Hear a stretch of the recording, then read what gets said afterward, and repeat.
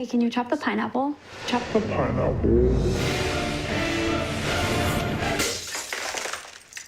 Nope. I'm high. How about I wash off the grapes? Yes. Okay. You're already making good decisions when you're high. I want tacos. Will you drive? I'm a little toasty.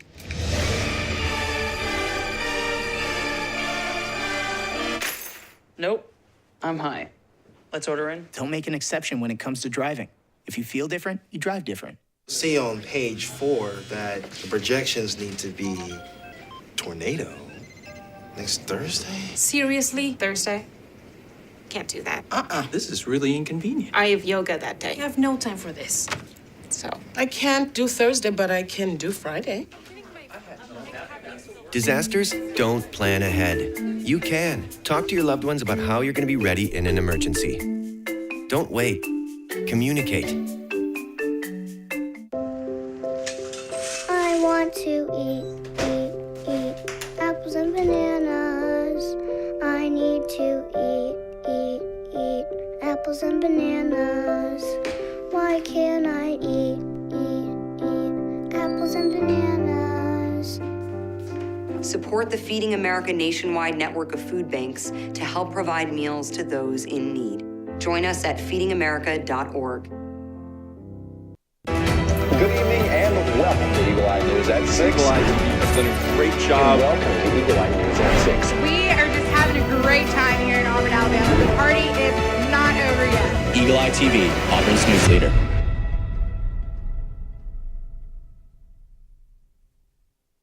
Good evening and welcome to Eagle Eye News at 6. I'm Jack Sublett. And I'm Brady Honeycutt. Thank you for joining us.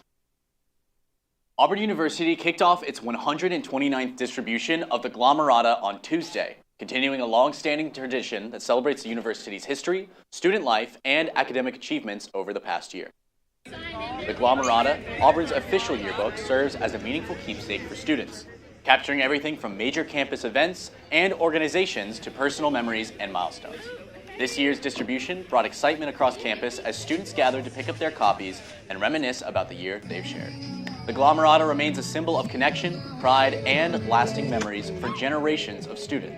General Staff Member Hannah Dewey has more.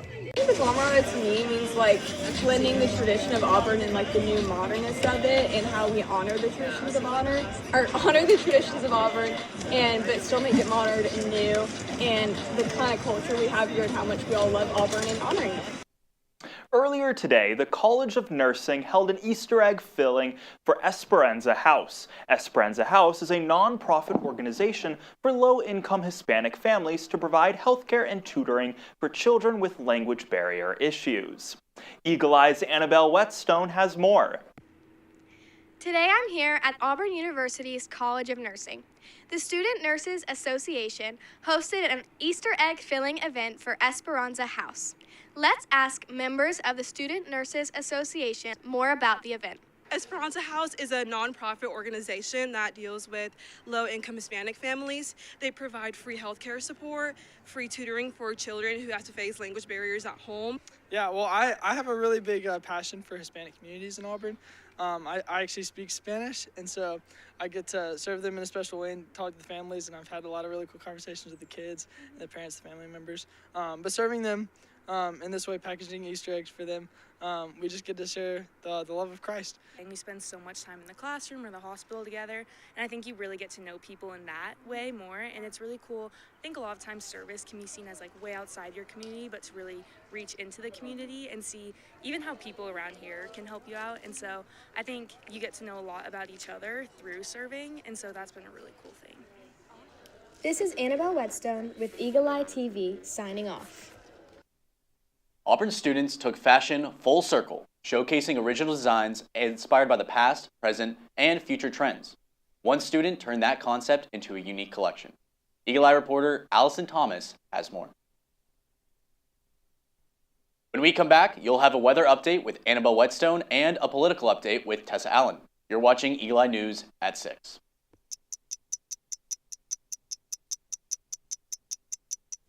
My parents weren't fluent in English. So in school, I had to be independent and take initiative. And that's how I handle every project I get. Hey, Kevin, you thinking about retirement? I'd love to, but I'm pretty busy with all this. Yeah. Hey, let's meet our retirement coach, Avo. A is for taking action. Not anxiety? No, Kevin, you're gonna be fine. You sing? Barely. V is for variety. And you dance? Sort of. Come on. O is for optimize your savings. Let Avo lead the way. Visit aceyourretirement.org today. Nice.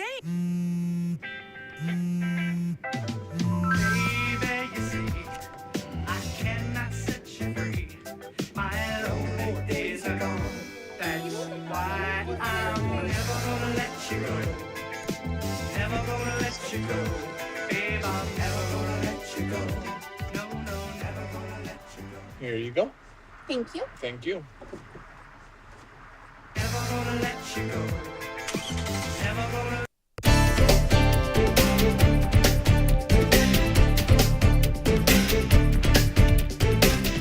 Welcome back to Eagle Eye News at 6. My name is Annabelle Whetstone, here with your weather outlook for the rest of the week here on the Plains.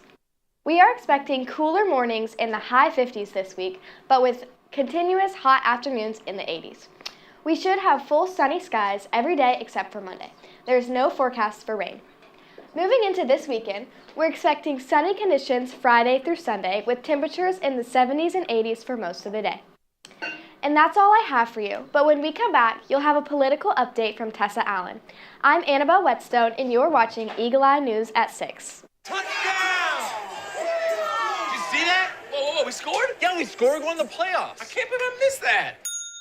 Every time I'm buzzed, I spend too much time on my phone. I should take your phone away. No. I'll call for a ride. Wait, why does my face look like that?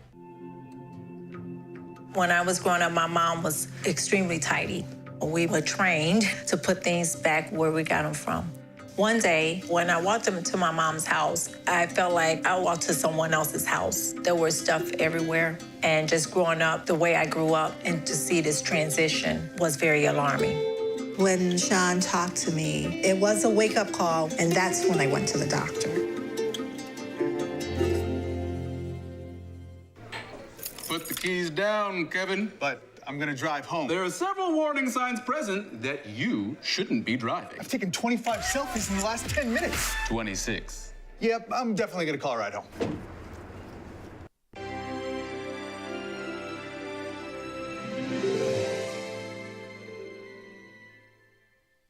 Good evening and welcome back to Eagle Eye News at 6.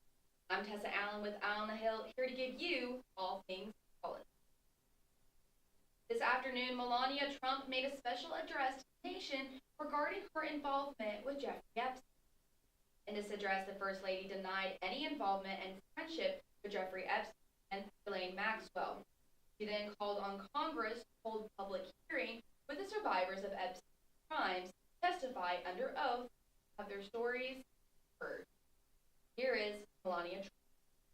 I call on Congress to provide the women who have been victimized by Epstein with a public hearing specifically centered around the survivors. Give these victims their opportunity to testify under oath in front of Congress with the power of sworn testimony. Each and every woman should have her day to tell her story in public if she wishes, and then her testimony should be permanently entered into the congressional record. Then, and only then, we will have the truth. Thank you. In Iran, the future remains uncertain for ordinary citizens. Amid the bombs falling over the past 6 weeks, the regime has continued to crack down, arresting pro-democracy activists and alarming many who want their freedom. Among them is Nasrin Sotoudeh, a famed human rights lawyer who has been a longtime thorn in the regime's side. She was arrested last week while alone at her home in Tehran. Her family fear for her health and her safety. Washington Post journalist Jason Rezaian knows the inside of an Iranian prison all too well. He was held on false charges by the regime back in 2014 for over 500 days. Razayan shares that while this war has, in a lot of ways, been sold to the public as a war of liberation to support the Iranian people, the reverse is happening. What we're seeing, though, unfortunately, more repression by the regime, a ramping up of executions, something that has never slowed down in the 47 years of the Islamic Republic, calls from the judiciary to expedite trials and execute collaborators, supposed collaborators, protesters. So I think the reality is this sets back the clock for freedom in Iran more than moves it forward. The ceasefire deal is extremely important. You will later be getting a national news update from the desk about the U.S.-Iran ceasefire, so stay tuned. The conflict in the Middle East is impacting farmers here at home. Many farmers are seeing rising costs for daily operations, and one of the biggest concerns right now is fertilizer. One farmer in Alabama says rising inflation is pushing many of his peers into survival mode. Iran's closure of the Strait of Hormuz has prices for crucial resources on the rise. Rising fuel costs are also impacting everything from fieldwork to transporting products. Farmers say with so many variables shifting at the same time, uncertainty is growing. And that, they say, could lead to higher prices for consumers. The war has been impacting many industries here in the U.S., impacting consumers in multiple ways. With midterm elections coming up, voters are looking at how the administration is handling the war to determine their own course of actions. Voters are looking to see how their representatives will address the inflation because of the war to determine who they will vote for in the midterm elections. That's all with Eye on the Hill, but when we get back, you will get a national news update from the desk. I'm Tessa Allen, and we'll be right back. Yeah! Sam, Elmo! Oh, hey, Julia! Are you ready to play band with us? I'm gonna play my clarinet. And Elmo's gonna play his drum. Drum loud. Oh, well, you know what to do, Julia. Julia knows. Mm-hmm. With Julia's autism, loud sounds can be too much. But she still loves to make music. Play band. Early screening for autism can make a lifetime of difference. Find out more at screenforautism.org.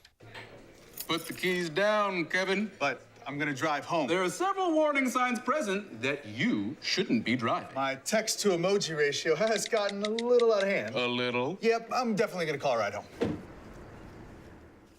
Yo, Scott. Hey. I'm heading out, man. You want to ride? No, I got my car back. I actually really need to go to the bathroom. Oh, you know what? I was just in there. The line is like 10 people long. You know, I think I'll just...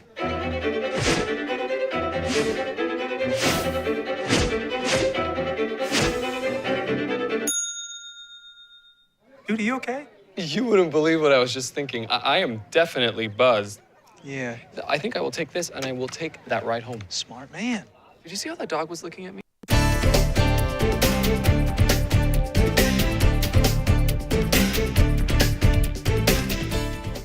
Welcome back to Eagle Eye News at 6. On Monday, President Donald Trump agreed to an 11th hour, 2-week ceasefire with Iran, just before his deadline for a major escalation of the war was set to pass. Both the Trump administration and the Iranian regime claimed victory after the deal was achieved. But questions remain about the details of the agreement and what comes next. Reed Binion reports. Key to the temporary ceasefire agreement between Iran and the U.S. is the reopening of the Strait of Hormuz. Iran says its military will coordinate passage through the strait, through which millions of barrels of crude oil and refined fuel travel every day. The waterway is also a key part of the global supply chain for many different goods. Shortly after President Donald Trump announced he'd agreed to the ceasefire, missile attacks were reported in Israel and across the Gulf region. An official said the U.S. military paused strikes on Iran, but according to an Israeli military spokesperson, Israel was still carrying out strikes as of late Tuesday. Some have expressed concerns over details reported about the ceasefire deal. Former Republican Congressman Adam Kinzinger writing, quote, "Good Lord, if we cede control of the strait to Iran and agree to reparations, this will be the biggest humiliation in American history." Democratic lawmakers saying the ceasefire isn't enough. Well, a 2-week ceasefire is insufficient. We need a permanent end to Donald Trump's reckless war of choice.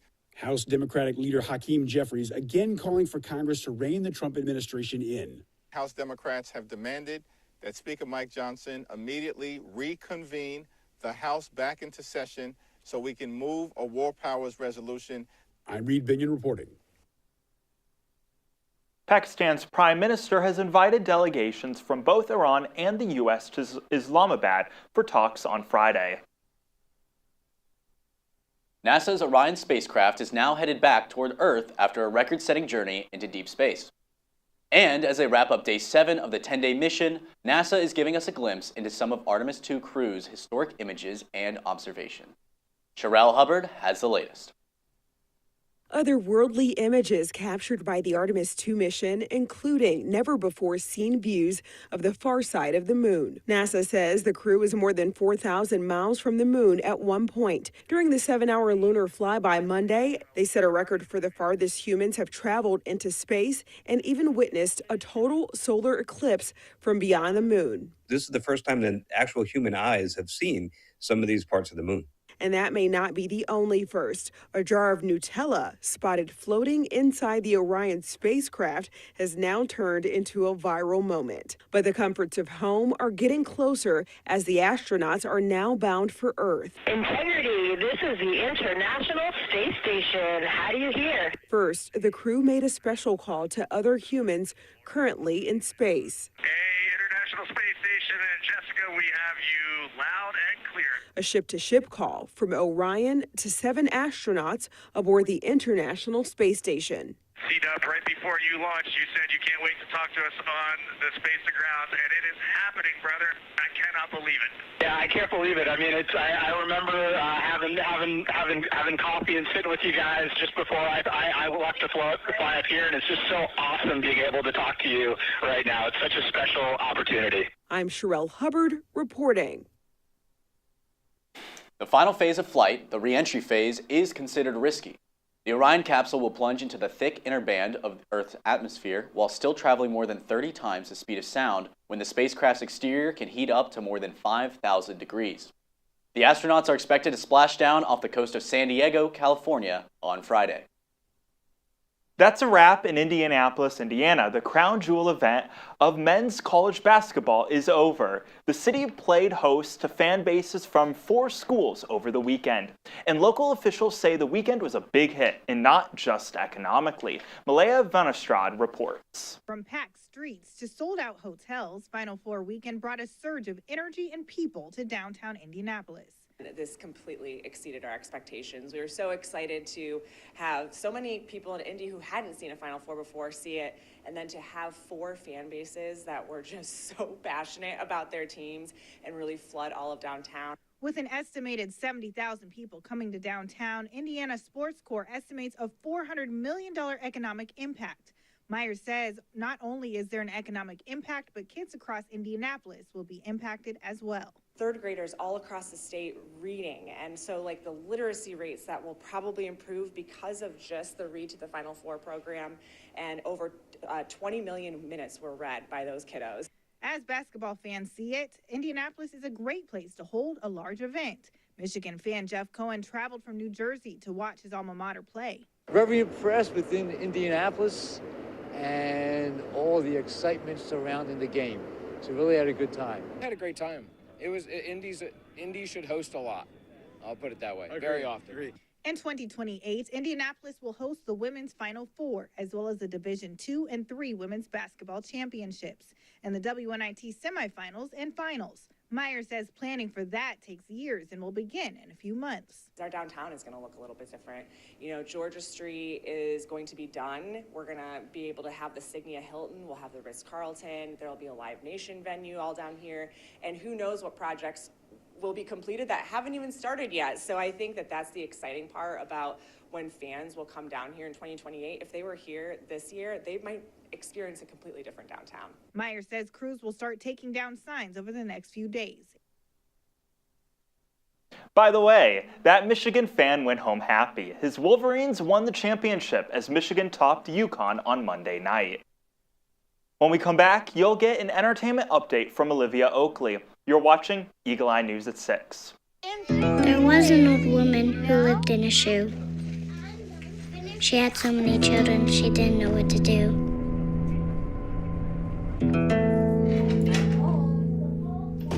She gave them some broth without any bread and kissed them all soundly Lights out. and put them to bed. Hunger is a story we can end. End it at feedingamerica.org.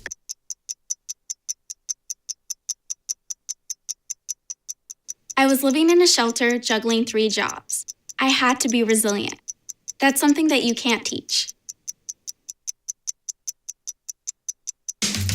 You can achieve a lot using your imagination. I mean, I don't like to brag, but...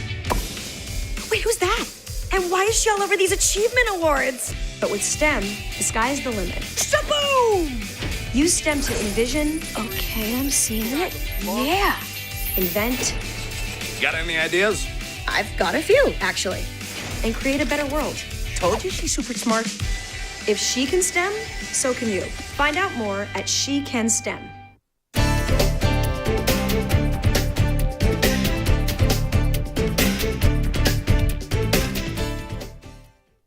Welcome back to Eagle Eye News at 6. I'm Olivia Oakley, here to give you your entertainment news for the week. Jason Momoa is stepping up to help his home state of Hawaii recover after recent devastating storms. Momoa and his band, Oof Ta Ta Ta, will be performing at the Aloha in Action benefit concert. This comes as a response to the March storms that are estimated to have cost $1 billion in damages. The floods have been the worst Hawaii has seen in the past 20 years, and the threats of more rain continue today. Prices begin at $50 for adults, and the concert's proceeds will go directly to supporting families affected by the storms.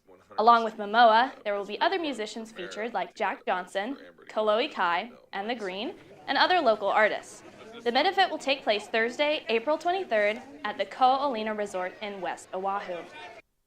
The Bachelorette star Taylor Frankie Paul has filed for a protective order against her ex-boyfriend Dakota Mortensen.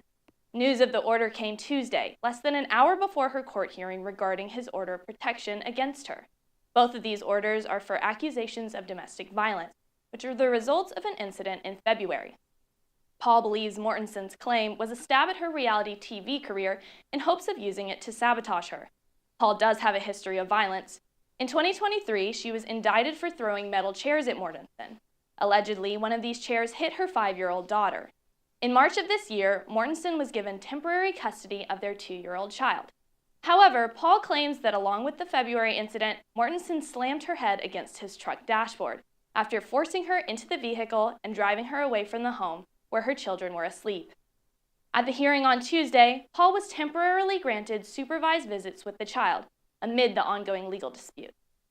This year's Wireless Festival in London has been canceled amid controversy surrounding headliner Kanye West. The rapper, who now goes by the name of Ye, was supposed to headline all 3 days of the festival in London this summer. The mood was set early on when Pepsi and Diageo retracted their sponsorship from the event soon after the headliner was announced. West has a long history of offensive statements, including anti-Semitic remarks. However, on Tuesday, he sent out a statement that he wants to bring unity, peace, and love through his music to London. West also requested a sit-down with some of Britain's Jewish community. Following this, British officials reportedly barred him from entering the United Kingdom, and now the event organizers have pulled their support from the entire festival. Last January, West apologized for his past offensive remarks in a full-page ad in the Wall Street Journal. Last year, he also stated that his bipolar disorder diagnosis was incorrect and that he is actually autistic. That's all I have for you today. When we come back, you'll get a business consumer update from Lucy and Brady. I'm Olivia Oakley, and you're watching Eagle Eye News at 6. We need to go meet the guys. I'm lit. Can you drive? Pool party at Jesse's. Can you drive? Will you drive? I'm a little toasty.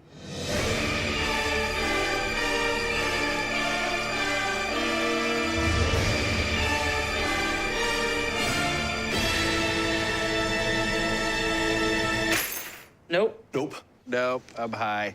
But I can order us a ride. Okay. Friendly reminder, don't drive high. If you feel different, you drive different. Pool party at Jesse's. Can you drive? I'm toasted. Nope, I'm high. But I can order us a ride.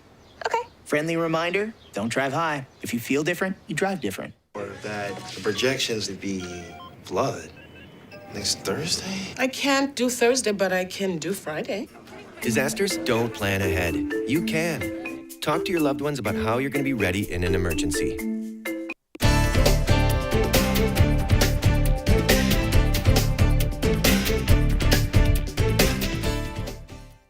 Welcome back to Eagle Eye News at 6. Proposed data center is sparking backlash in Colorado Springs, highlighting growing tensions nationwide over the rapid expansion of tech infrastructure. Hundreds of residents packed public meetings this week to voice concerns about noise, water use, and energy demands tied to the project.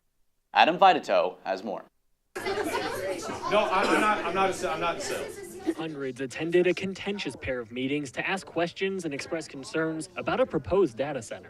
And I've got 4 years worth of actual measurements. Among them was Ron Graham Becker, who lives directly behind the former Intel Microchip property, which in 2018 also housed a Bitcoin facility. The noise was outrageous because they just cranked up all the fans. He says he wanted to hear how Radon, the company building the data center, was going to address potential noise pollution. I don't necessarily agree with what he's saying because, again, it's fool me once, But after having his questions answered, he says he did not feel satisfied with the response. This is total crap. Radon co-founder Jason Green addressed his concerns directly. The differentiation between a Bitcoin operation and an AI data center is dramatic. They're wildly different operations. Green says he's glad to hear the feedback and hopes to be a good neighbor if this is approved. We're going to listen to the concerns. We're going to publish information. We're going to make sure that people actually have a voice. City officials say this project will move forward if Radon meets city code, but they add that they have gotten more than 200 comments on the proposal and say the approval could be appealed.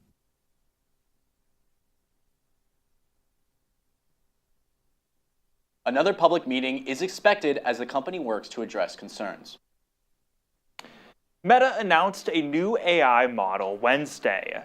Called Muse Spark, the large language model is the company's first major iteration in more than a year. Meta has spent billions of dollars hiring people to catch up with competitors like OpenAI and Anthropic. The company says Muse Spark scored better than Google Gemini on some tests and was competitive with other major AI models. Last year, Meta admitted it manipulated benchmark scores for its previous model called Llama 4.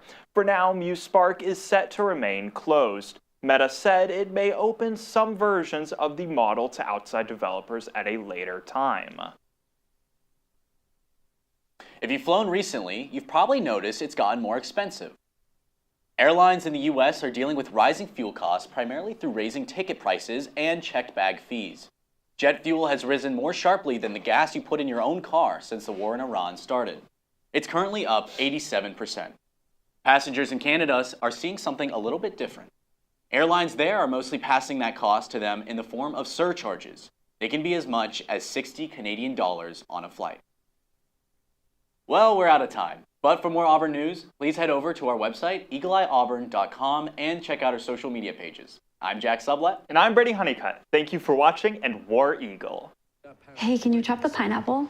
Chop the pineapple.